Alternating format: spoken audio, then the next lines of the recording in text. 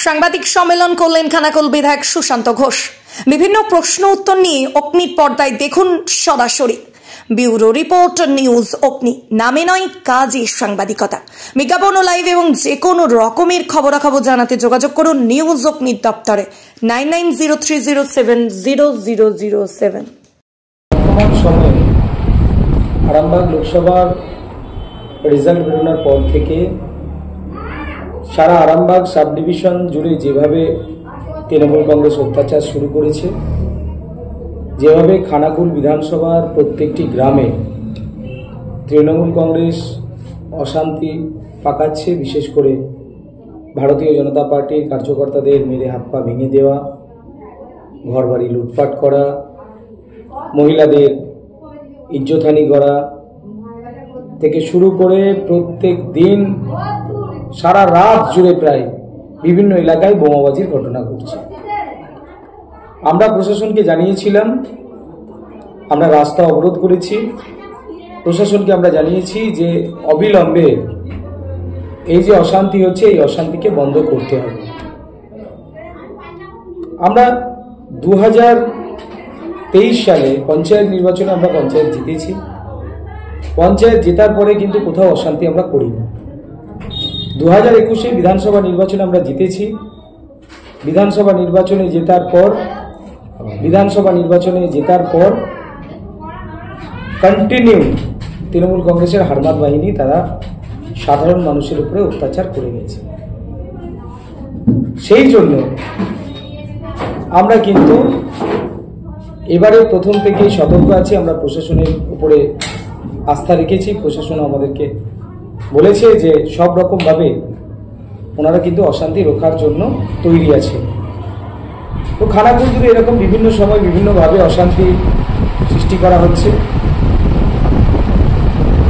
বিভিন্ন জায়গায়, বিশেষ করে হরিশচক, সাবল সিংহপুর, মারোখানার কিছু অংশে, সেই সঙ্গে কিশোরপুর 1, কিশোরপুর 2, ঘোষপুরের কিছু অংশে, ঠাকুরানী চকের কাছড়া চৌমাথা সংলগ্ন কিছু অংশে সাধারণ মানুষের উপরে প্রচণ্ড অত্যাচার করা হচ্ছে। সেই সঙ্গে পোল 1, পোল 2, এই অনন্তনগর বাসস্ট্যান্ড সংলগ্ন এলাকা, এখানে কিন্তু প্রচণ্ড হিংসা চলছে। তৃণমূল কংগ্রেস খানাকুল বিধানসভা থেকে ভোট পায়নি, সাধারণ মানুষ তৃণমূল কংগ্রেসকে ভোট দেয়নি। এই রাগেই তৃণমূল কংগ্রেস প্রতিহিংসা পরায়ণ হয়ে উঠেছে। কোথাও গিয়ে দেখছি যে সাধারণ মানুষের পানীয় জলের যে কল, সেই কল ভেঙে দিচ্ছে। কোথাও আমরা দেখতে পাচ্ছি যেখানে হাইমাস্ট লাইট লাগানো হয়েছে এমএলএ কোটা থেকে, সেই হাইমাস্ট লাইটের তার ছিঁড়ে দিচ্ছে। কোথাও আমরা দেখতে পাচ্ছি পঞ্চায়েতে যে লাইটগুলো লাগানো হয়েছে সেই লাইটগুলো ভেঙে দিয়েছে তৃণমূলের নেতারা। সেই সঙ্গে মা বোনেদের উপরে অকথ্য অত্যাচার চলছে। আমরা কালকে মারোখানা অঞ্চলে গিয়েছিলাম। মারোখানা অঞ্চলের ঢলডাঙ্গা গ্রামে আমাদের কিছু মানুষকে, কিছু কার্যকর্তাকে ঘরে ঢুকতে দেওয়া হয়নি। একজন মহিলাকে বেধড়ক মারা হয়েছে রাস্তায় ফেলে। তো আমি দেখতে গিয়েছিলাম কালকে। ওখান থেকে যখন ফিরছি পানশিউলি হয়ে, তখন তৃণমূল কংগ্রেসের কয়েকজন নেতা অতর্কিতে লোহার রড দিয়ে সবার পিছনে থাকা যে বাইকটা ছিল সেই বাইকে যিনি আরোহী ছিলেন আমাদের ওই পঞ্চায়েতের কার্যকর্তা, আমাদের মেম্বারের হাজবেন্ড, তার মাথায় মারে। নাম কাজল মণ্ডল। কাজল মণ্ডল আক্রান্ত হয়ে যায়, প্রচণ্ড রক্তপাত হয়, ওনাকে নিয়ে হাসপাতালে ভর্তি করা হয়। ঠিক একই সময়ে তৃণমূল কংগ্রেসের ওখানে একটা বাইক অ্যাক্সিডেন্ট ঘটে। কেউ যাচ্ছিল বাইকে করে, পড়ে গিয়েছে। পড়ে যাওয়ার পর তিনি এসে মিথ্যা কেস দিয়েছেন যে বিজেপি নাকি তাকে মারধর করেছে। আমি যখন মারোখানা থেকে ফিরে আসছিলাম তখন দেখলাম তৃণমূল কংগ্রেসের কয়েকজন আর্মার লাঠি নিয়ে দাঁড়িয়ে আছে, বাঁশ নিয়ে দাঁড়িয়ে আছে। 5-7 জন ছেলে আছে, তারা বাঁশ নিয়ে দাঁড়িয়ে আছে। আমার সাথে প্রায় 50-60 জন ছেলে ছিল। আমি ওখানে কিন্তু কোনো একটা ছেলেকে অশান্তি পাকাতে দিইনি। আমাদের ছেলেরা প্রচণ্ড রেগেছিল, কিন্তু আমি তাদেরকে ঠান্ডা করে নিয়ে চলে এসেছি। পরবর্তী সময় যারা রাস্তা আটকে ছিল তাদের প্রত্যেকের বিরুদ্ধে আমরা কিন্তু এফআইআর করেছি, আমি নিজে এফআইআর করেছি। আমি কালকে দেখলাম যে রমেন প্রামাণিক উনি নাকি বক্তব্য দিচ্ছেন যে এমএলএ চামড়া খুলে নেবে। রমেন প্রামাণিককে আমি এটা বলে দিচ্ছি, এটা শোনাতে চাই, ভাই রাজনীতিতে এখন অনেক, তুমি ছোট আছো, শিশু আছো, সবে মাত্র কয়েকদিন রাজনীতি করতে এসছো, আগে ওদের সোনার কাজ করতে, সেখান থেকে সোনা চুরি টুরি এরকম অনেক কেস আছে তোমার। তোমাকে যদি আমি জেলের গাড়ি না টানাতে পারি, আমার নাম সুশান্ত ঘোষী না। আমি অলরেডি রমেন প্রামাণিকের নামে কোর্টে কেস করছি, কারণ একজন বিধায়কের বিরুদ্ধে উনি যেভাবে কথা বলেছেন তাতে আমি মনে করি যে হিংসা পুরোপুরিভাবে ছড়ানোর জন্য ওরা তৈরি হয়ে রয়েছে। আমি প্রশাসনের কাছে বলবো অবিলম্বে রমেন প্রামাণিকের বিরুদ্ধে ব্যবস্থা নিতে হবে। সেই সঙ্গে গতকাল যারা আমাকে লক্ষ্য করে বাঁশ ছুড়েছিল তৃণমূলের নেতারা, তাদেরকেও গ্রেপ্তার করতে হবে। তৃণমূল কংগ্রেসকে একটা কথা বলতে চাই, খানাকুল তো তৃণমূল কংগ্রেস হেরে গেছে, কি আছে? খানাকুলের মানুষ পর 3 বার তৃণমূল কংগ্রেসকে পরিত্যাগ করল। 2021 বিধানসভা নির্বাচনে, 2023 পঞ্চায়েত নির্বাচনে, আর 2024 এই লোকসভা নির্বাচনে খানাকুলের মানুষ তৃণমূল কংগ্রেসকে ভোট দেয়নি। এখন তৃণমূল কংগ্রেসের নেতারা নিজেদের পিঠ বাঁচানোর জন্য ওনারা বলছেন এখানে ছাপ্পা করেছে, ওখানে ছাপ্পা করেছে, এই অঞ্চলে বিজেপি ছাপ্পা করেছে, ওই অঞ্চলে ছাপ্পা করেছে। দেখুন, ছাপ্পা করার ধর্ম কর্ম আমাদের নেই। ছাপ্পাটা তৃণমূল কংগ্রেস করে, যেটা হরিপালে করে দেখিয়েছে। 32,000 ভোটে লিড। কি ভোট হয়েছে সাধারণ মানুষ সেটা সবাই জানে, হরিপালবাসী জানে। তাই ছাপ্পা করে রিগিং করে তৃণমূল কংগ্রেস ভোটে যেতে, বিজেপি ছাপ্পা রিগিং করে যেতে না। আর পশ্চিমবাংলায় মাত্র 29টা আসন পেয়ে তৃণমূল কংগ্রেস এটা ভাবছে যে সারা ভারতবর্ষের সরকারটা বোধহয় ওরাই গড়ে ফেলেছে। ভারতবর্ষের সরকার বিজেপি গড়ছে। আজকে আমাদের দেশের প্রিয় প্রধানমন্ত্রী নরেন্দ্র মোদীজি 3য়বারের জন্য উনি শপথ নিচ্ছেন প্রধানমন্ত্রীর আসনে। আজকে গর্বের দিন, আজকে খুশির দিন। আজকের এই খুশিকে আমরা খানাকুল বিধানসভা সহ আরামবাগ সাব ডিভিশনের প্রত্যেকটি জায়গায়, সারা রাজ্য জুড়ে আমরা আজকে এই খুশির দিনটা আমরা পালন করি। খানাকুলের বিভিন্ন প্রান্তে প্রত্যেকটি জায়গায় আমাদের এই খুশির দিনে বিভিন্ন জায়গায় মিষ্টি বিতরণ, অনুষ্ঠান, বিভিন্ন ধরনের কর্মসূচি নেওয়া হয়েছে। আমরা এটা করি, আমরা করব। তৃণমূল কংগ্রেস ভাবছে 29টা আসন জিতে সারা ভারতবর্ষের সরকারটা বোধহয় করে ফেলবে, যেখানে বিজেপি এনডিএ বর্তমান সময়ে প্রায় 300-র ওপরে চটকে গেছে সিট।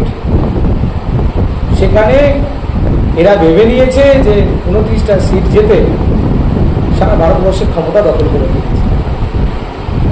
তাই তৃণমূল কংগ্রেসদের বলছি, অশান্তি সৃষ্টি না করে নিজেদের দিকে তাকিয়ে দেখুন। আপনাদের এই হিংসা, আপনাদের এই অত্যাচার সাধারণ মানুষ জানে, সাধারণ মানুষ বোঝে, তাই বর্জন করেছে আপনাদের। তৃণমূল বলছে যে আপনি ব্যাংক নিয়ে ঘুরছেন মানুষকে ভয় দেখানোর জন্য। দেখুন, এটা তো নুননবী মণ্ডলের কথা, এটা নুননবী মণ্ডলের কথা। 2019 লোকসভা নির্বাচনের ভোট প্রচারে এসেছিলেন তপন রায়, ওনাকে ফেলে পিটিয়েছিল নুননবী মণ্ডল নেতৃত্বে এই তৃণমূল কংগ্রেসের হারমাতগুলো। সেটা ছিল রাজহাটি কমার্শিয়াল মোড়ে। 2021 বিধানসভা নির্বাচনের ঠিক আগে আমার বিধানসভা কার্যালয় সেনাটে, ওখানে আক্রমণ চালিয়েছিল নুননবী মণ্ডলের নেতৃত্বে। ভেঙে ফেলা হয়েছিল, 25টা বাইক ভেঙে দেওয়া হয়েছিল, অফিস ভেঙে চুরমার করে দেওয়া হয়েছিল, 4টে গাড়ি ভেঙে দিয়েছিল এই নুননবী মণ্ডলের হারমাত বাহিনী। সুদর্শন প্রামাণিককে হত্যা করা হয়েছিল জাতীয় পতাকা উত্তোলন করতে গিয়েছিল বলে। হত্যা করেছে তৃণমূল কংগ্রেসের হারমাদরা। অজয় প্রামাণিককে মুখে বিষ ঢেলে মুখে ঠেলে দিয়েছে এই তৃণমূল কংগ্রেসের নেতারা। সেই সঙ্গে রাজহাটি বাজারে কালী সাঁতরাকে পিটিয়ে হত্যা করেছিল তৃণমূল কংগ্রেসের নেতারা। কালী সাঁতরাকে কয়েকদিন হাসপাতালে ভর্তি রাখা হয়েছিল, পরে মারা যায়। এই তৃণমূল কংগ্রেসের হারমাদগিরি সারা খানাকুল চেনে, সারা খানাকুল জানে যে এরা কিভাবে হারমাদগিরি করে। তাই এদের কথার জবাব দেওয়ার মতন মানসিকতা আমার নেই। এরা নিজেরা হারমাদ, সামান্য ফ্ল্যাগের সাথে একটু মোটা ঝান্ডা দেখে এরা ভয়ে কাঁপছে। কিসের আছে? আমরা তো কাউকে মারিনি, আমরা তো কাউকে থ্রেট করিনি, আমরা তো কারো বাড়িতে যাইনি। দেখুন, রাতের অন্ধকারে তৃণমূল কংগ্রেস নেতারা এর আগেও দেখেছেন ওদের নিজেদের পার্টি অফিসে বিজেপির ফ্ল্যাগ লাগিয়ে দিয়ে বিজেপি কার্যকর্তাদেরকে মেরেছে। এটা তৃণমূল কংগ্রেস করে। এরপরে দেখবেন নিজেরাই নিজেদের মাথা ফাটিয়ে বা নিজেরাই নিজেদের ঘর বাড়িতে আগুন লাগিয়ে বিজেপির ঘাড়ে দোষ চাপাচ্ছে, বিজেপি আগুন লাগিয়েছে। এটা তৃণমূল কংগ্রেসের কালচার, এটা তৃণমূল কংগ্রেস করে। দেখুন, ওই ঘটনার সময় কোনো আমাদের ভারতীয় জনতা পার্টির কার্যকর্তা ওখানে ছিল না, সবাই বাড়িতে ঘুমাচ্ছিল। সকালবেলা উঠে প্ল্যানিং মাফিক ওই এলাকাটাকে ফাঁকা করার জন্য, রামচন্দ্রপুর সংলগ্ন পুরো এলাকাটাকে ফাঁকা করার জন্য, ফাঁকা ময়দান করার জন্য আমাদের যারা লড়াকু অ্যাক্টিভ সক্রিয় কার্যকর্তা রয়েছে তাদেরকে বিভিন্নভাবে মিথ্যা কেসে ফাঁসানো হচ্ছে। আমরা প্রশাসনকে জানিয়েছি, যদি মিথ্যা কেসে এরকম ফাঁসাতে থাকে তৃণমূল কংগ্রেস, তাহলে আমরাও এরকমভাবে কেস দেবো তৃণমূল কংগ্রেস থেকে। এটা যেন তৃণমূল কংগ্রেস না ভাবে যে বিজেপি খানাকুল থেকে মরে গেছে, খানাকুলে বিজেপি নেই। বিভিন্ন রকম ভাবে আমি দেখতে পাচ্ছি সোশ্যাল মিডিয়ায় তৃণমূল কংগ্রেসের অনেক হারমাদ বিভিন্ন রকম উত্তেজনাপূর্বক মন্তব্য করছে, যেখানে আমাকে খুনের হুমকি পর্যন্ত দেওয়া হচ্ছে। আমি প্রশাসনের কাছে অনুরোধ রাখবো যে অবিলম্বে সোশ্যাল মিডিয়ার মাধ্যমে যারা এই ধরনের কাজগুলো করছে প্রত্যেকটি ক্ষেত্রে আমরা স্ক্রিনশট মেরে রাখছি। এই স্ক্রিনশট নিয়ে আমরা স্ক্রিনশটগুলো জানাবো প্রশাসনকে, প্রয়োজনীয় পদক্ষেপ নিতে হবে। আমরা হিংসা চাই না, আমরা চাই খানাকুলের মানুষ শান্তিতে বসবাস করুক। যে শান্তিটা পঞ্চায়েত নির্বাচনের পর থেকে কন্টিনিউ বিরাজ করছে, সেই শান্তিটাকে আবার অশান্তির জায়গায় নিয়ে আসছে তৃণমূল কংগ্রেস। আপনি বিজেপির বিধায়ক একদিকে যেমন, তেমনি সবার বিধায়ক। সাধারণ মানুষ একটা নিরাপত্তার অভাবে ভুগছে। তারা দেখতে পাচ্ছে যে কখনো তৃণমূলের লোক মাথাচ্ছে, কখনো বিজেপির লোক মাথাচ্ছে, কেউ হাসপাতালে যাচ্ছে, থানা পুলিশ হচ্ছে। এই জায়গায় দাঁড়িয়ে আপনি যে সকলের বিধায়ক, সেই জায়গায় আপনি সাধারণ মানুষের জন্য নিরাপত্তা নিয়ে কিছু ভাবছেন, কি বলবেন? দেখুন, যেদিন রেজাল্ট বেরোয় সেদিন প্রায় 3:30 পর্যন্ত আমি জেগেছিলাম। কন্টিনিউ প্রশাসনের সাথে যোগাযোগ রেখে প্রত্যেকটি জায়গায় ফোর্স পাঠানোর ব্যবস্থা করেছি। সেই সঙ্গে সেকেন্ড দিন, সেই দিনও প্রায় 3টে পর্যন্ত জেগেছিলাম। ওসির সাথে কন্টিনিউ সম্পর্ক করে এসডিপিওর সাথে কথা বলে প্রত্যেকটি জায়গায় যেখানে যেখানে অশান্তি হচ্ছে সেখানে সেখানে ফোর্স পাঠানোর ব্যবস্থা করেছি। প্রতিদিন আমি খানাকুলবাসীকে শান্তিতে রাখার চেষ্টা করছি, কিন্তু এক শ্রেণী তৃণমূল কংগ্রেসের হারমাদ রয়েছে যারা এখনই বিভিন্ন জায়গায় বলার চেষ্টা করছে যে বিজেপির যে পঞ্চায়েত সমিতি আমরা নাকি সব জোর করে দখল করে নিচ্ছি। এটা কখনোই সম্ভব নয়। তৃণমূল কংগ্রেসের ওই সকল নেতাদের বলতে চাই, আপনাদের দিবা স্বপ্নই থেকে যাবে। বিজেপি খানাকুলের মাটিতে শক্তভাবে ছিল, আছে, শক্তভাবে থাকবে। এই এলাকার নাগরিক যারা রয়েছেন তাদের প্রত্যেককে প্রশাসনিক সাহায্য সহযোগিতা করা আমাদের দায়িত্ব, কর্তব্য। সেটা আমরা করব। প্রত্যেকটি জায়গায় যাতে শান্তি বজায় থাকে সেটাকে আমরা অক্ষুণ্ণ রাখার চেষ্টা করব।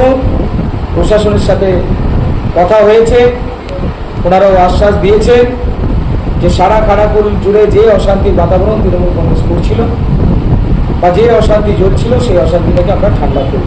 আপনি বলছেন ছাপ্পা হয়েছে, রিগিং হয়েছে, কিন্তু আপনাদের প্রার্থী অনুকান্তি দিগার প্রেস মিট করে বলেছে যে নির্দল প্রার্থী দিয়েছিল বিজেপি দলের প্রতি বিশ্বাসঘাতকতা করেছে, কারণ নির্দলে অনেকটা ভোট কেটে নিয়েছে। দেখুন, এরকম বিষয় নয়, নির্দল প্রার্থী থাকলে সেখানে ভোট পড়ে, তবে কী কারণে একটু বেশি ভোট পড়েছে সেটা আমরা দলগতভাবে খতিয়ে দেখব। কিন্তু হরিপাল বিধানসভায় যে ধরনের ছাপ্পা হয়েছে, রিগিং হয়েছে, সেটা বিজেপিকে হারানোর মূল কারণ। কারণ হরিপাল বিধানসভায় তৃণমূল কংগ্রেস একতরফাভাবে ভোট করিয়ে দিয়েছে। সেখানে আমাদের কার্যকর্তারা সক্রিয়ভাবে দাঁড়াতে পারেনি, তো যার জন্য তৃণমূল কংগ্রেস সেখানে ভোট করিয়ে নিয়েছে। খানাকুলে চিংড়া গ্রাম পঞ্চায়েত, রান্নাকুড়ি গ্রাম পঞ্চায়েত, এই দুটো অঞ্চলে ব্যাপক হারে লিড দিয়েছে বিজেপি। তৃণমূলের অভিযোগ এই জায়গাটায় সুযোগকে আপনারা পরিমাণে ছাপ্পা দিয়েছেন বলে আজকে এত লিড, নাহলে তো মানুষ আমাদেরকে প্রত্যাখ্যান করেছে। না, প্রত্যেকটা জায়গায় তো তৃণমূল কংগ্রেসের এজেন্ট ছিল, ওখানেও তো এজেন্ট ছিল তৃণমূল কংগ্রেসের। কিছু জায়গায় তৃণমূল কংগ্রেস এজেন্ট দিতে পারে, সেটা তৃণমূল কংগ্রেসের সাংগঠনিক দুর্বলতা। তৃণমূল কংগ্রেসের হয়তো বিজেপি এজেন্ট দেবে না, তৃণমূল কংগ্রেস তখন থেকে বলতে পারতো যে আমরা এজেন্ট দিতে পারছি না, আমরা ঢুকিয়ে দিতাম ওদের এজেন্ট, সেটা ওনারা বলতে পারতো। আরো অভিযোগ করেছে নুরনবী মন্ডল যে ভোটের আগের দিন রাত্রে যে গন্ডগোল আপনার রাজাটি উপপ্রধান নিজেরাই মারপিট করে মাথা ফাটিয়েছে, পাল্টা উনি অভিযোগ করেছেন এটা মিথ্যে, তৃণমূলের বেশ কয়েকজনের উপরে অত্যাচার করেছিলেন আপনারা। দেখুন, নুরনবী মন্ডল প্রায় 30-40টা বাইক নিয়ে ভোটের আগের দিন রাজাটি 1 নম্বর অঞ্চলে দাবাদাবি শুরু করেছিল। প্রায় 40-50টা বাইক নিয়ে, হাতে বন্দুক বোমা নিয়ে সশস্ত্র অবস্থায় বিভিন্ন এলাকায় দমকানি চমকানি শুরু করেছিল। যখন রামচন্দ্রপুরে তৃণমূল কংগ্রেসের নেতারা ঢোকে, তখন আমাদের যারা কার্যকর্তা ছিল তাদের বাড়িতে গিয়ে হামলা করার চেষ্টা করে, আমাদের উপপ্রধানের উপরে হামলা করার চেষ্টা করে, হামলাও করেছে, আপনারা দেখেছেন। তার কপালে কুড়ুল দিয়ে কোপানো হয়েছে, সেই সঙ্গে ছুরি দিয়ে বিভিন্ন জায়গায় শরীরের বিভিন্ন অংশে আঘাত করা হয়েছে, রক্তাক্ত হয়েছেন উনি। গ্রামবাসীরা পাল্টা প্রতিরোধ করেছে। কিন্তু তৃণমূল কংগ্রেস যদি এটা ভেবে নেয় রাতের অন্ধকারে বিভিন্ন এলাকায় সন্ত্রাস করব, বাইক বাহিনী ঢোকাবো, দাবাদাবি করব, আর সেখানে সাধারণ জনগণ ওনাদেরকে ফুল দিয়ে পুজো করবে, সেটা ভুল। কালকেই দেখেছেন আরামবাগে সাধারণ মানুষ বেরিয়ে এসে তৃণমূল কংগ্রেসের পার্টি অফিস ঘেরাও করছে। কেন? কারণ তৃণমূল কংগ্রেসের এই অত্যাচারটাকে মানুষ নিতে পারছে না, তৃণমূল কংগ্রেসের এই অত্যাচার মানুষ নিতে পারছে না। সেই জন্য তৃণমূল কংগ্রেসকে মানুষ আজকে ত্যাগ করেছে। আরামবাগ, গোঘাট, পুরসুরা, খানাকুল, কোথায় তৃণমূল কংগ্রেস? শুধুমাত্র হরিপাল বিধানসভায় ছাপ্পা করে, একটা বিধানসভায় দেদার ছাপ্পা করে তৃণমূল কংগ্রেস ভাবছে যে আমাদের পায়ের তলায় মাটি ফিরে এসেছে। মাটি ফিরে আসেনি বন্ধু, তোমাদেরকে মানুষ পরিত্যাগ করেছে। তোমরা নিজেরা একবার আয়নার সামনে দাঁড়াও, তোমরা দেখো মানুষ তোমাদেরকে সঠিকভাবে চাইছে কি চাইছে না, তোমাদের ফেসগুলো ঠিক আছে কি আদেও, কেন জনগণ তোমাদেরকে চাইবে? বাংলায় 29টা আসন পেয়েছে, কি বলবেন? বিজেপিকে ভরসাই আছে। দেখুন, আমরা আরো ভালো ফল করার আশাবাদী ছিলাম। বিভিন্ন কারণে বিভিন্ন জায়গায় আমাদের কিছু হয়তো দুর্বলতা ছিল, সেই কারণে তৃণমূল কংগ্রেস বিভিন্ন জায়গায় ভোট করিয়ে নিয়েছে। আমরা সেই জায়গায় ওদের রিগিং মেশিনারির কাছে পেরে উঠেনি, যার কারণে তৃণমূল কংগ্রেস এবার অনেকগুলো আসন পেয়ে গেছে। সামনে যে বিধানসভা নির্বাচন আসছে, আমরা আমাদের সাংগঠনিক দুর্বলতা কাটিয়ে পুরোপুরিভাবে পশ্চিমবঙ্গের সরকার গঠনের জন্য আমরা লড়াই ছাড়ি। আজকে শপথ গ্রহণ করছেন নরেন্দ্র মোদী, 3বারের মতো প্রধানমন্ত্রী হচ্ছে, কি বলবেন? দেখুন, আজকে আমাদের খুশির দিন, আনন্দের দিন। আমরা সারা ভারতবাসীকে গৈরিক অভিনন্দন জানাচ্ছি। আমরা অভিনন্দন জানাচ্ছি সারা পশ্চিমবঙ্গবাসীকে, আমরা অভিনন্দন জানাচ্ছি আরামবাগ লোকসভার সকল নাগরিককে, সকল ভোটারকে। আমরা গৈরিক অভিনন্দন জানাচ্ছি খানাকুল বিধানসভার প্রত্যেকটি নাগরিককে। আমরা আশাবাদী আগে আমরা স্বপ্ন দেখতাম, আগে আমরা গান শুনতাম, ভারত আবার জগতে সবাই শ্রেষ্ঠ আসনে লাগবে। আমরা এবারে আশাবাদী আছি যে নরেন্দ্র মোদীজির নেতৃত্বে তৃতীয়বারের এনডিএ সরকার ভারতবর্ষকে সামনের দিকে এগিয়ে নিয়ে যাওয়ার জন্য সম্পূর্ণরূপে প্রয়াস করবেন। ভারতকে বিশ্বের 1 নম্বর দেশ হিসাবে প্রতিষ্ঠিত করার জন্য ওনারা কাজ করছেন। আগামী দিনে আমাদের স্বপ্ন সফল। রামচন্দ্রপুরের ভোটের আগের দিন যে ঘটনা ঘটেছে সেখানে তৃণমূল বলছে যে বিজেপির মাথায় যে আঘাত লেগেছে সেটা বিজেপির লোকেরা নিজেরাই হচ্ছে, অন্যের লাঠিতে আঘাতে হচ্ছে পড়েছে, ওখানে তৃণমূল দায়ী না। এটার বক্তব্য হচ্ছে তৃণমূল নেতা, কি বলবেন? কিন্তু রাত্রিবেলায় তৃণমূল কংগ্রেস নেতারা 2টোর সময় সবাই থানার সামনে লাইন দিয়ে দাঁড়িয়েছিল। নুননবী মণ্ডল বাইক বাহিনী নিয়ে গিয়ে ওখানে দাঁড়িয়েছিল। নুননবী মণ্ডলের নেতৃত্বে বাইক র্যালি হয়েছে, ওখানে কাঁপানো, ভয় দেখানোর চক্রান্ত চলছিল। সাধারণ মানুষ বেরিয়েছে, প্রতিবাদ করেছে, প্রতিরোধ করেছে। সেখানে তৃণমূল কংগ্রেস বাধাপ্রাপ্ত হয়েছে। কল্যাণ ব্যানার্জি বলছে যে আত্মনির্ভর ভারত যিনি বলছিলেন তিনি আজকে বড় নির্ভরশীল হয়ে গেছে। দেখুন, মাত্র 29টা সিট পেয়ে ভারতবর্ষের রাজনীতিতে যদি ভাবে যে আমরা প্রধানমন্ত্রীর সিট দখল করব, তারা এই ধরনের কথা ছাড়া আর কি বলতে পারে? এটা কল্যাণ ব্যানার্জির মতন লোক যিনি আছেন উনিই বলবেন।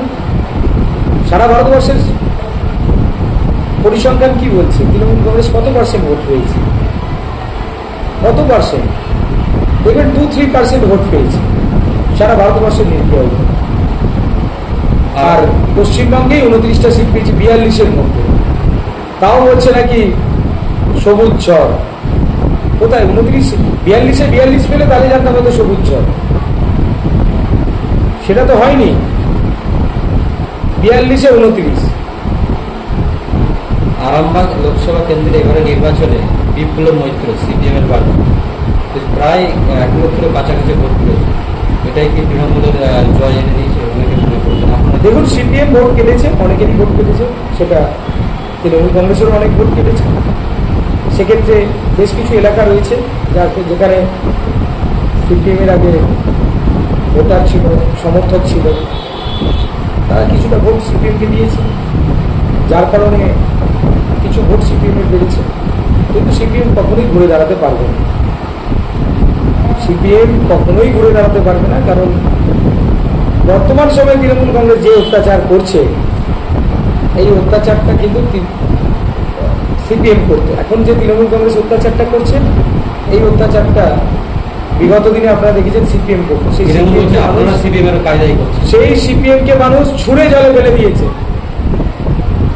আপনারা দেখাতে পারবেন ভারতীয় জনতা পার্টি কোনো একটা ব্যবসাদারের দোকানটাকে গিয়ে বন্ধ করে দিয়েছে, তালা মেরে দিয়েছে? দেখাতে পারবেন কোনো দোকান ভাঙচুর করেছে? আপনি দেখে আসুন নির্বাচন রেজাল্ট ঘোষণার পর থেকে কিশোরপুর 1, কিশোরপুর 2, ঠাকুরানী চক, আপনার পিলখা, এখানে হচ্ছে সাবরসিংহপুর, মানুষকে বাজার পর্যন্ত বেরোতে দিচ্ছে না তৃণমূল কংগ্রেসের নেতারা। সাবরসিংহপুর গ্রামের মানুষরা, মহিলারা বাজার করতে যাবে, তারা তৃণমূল কংগ্রেসের নেতাদের ভয়ে, ওখানকার উপপ্রধানের ভয়ে বাজার পর্যন্ত করতে পারছে না, বাজারে পর্যন্ত যেতে পারছে না। আমরা তো এরকম ভয় দেখাইনি কাউকে। কোনো ব্যবসাদারের তার দোকানে গিয়ে একটা ঢেলাও মারিনি। এটা তৃণমূল কংগ্রেসের কালচার।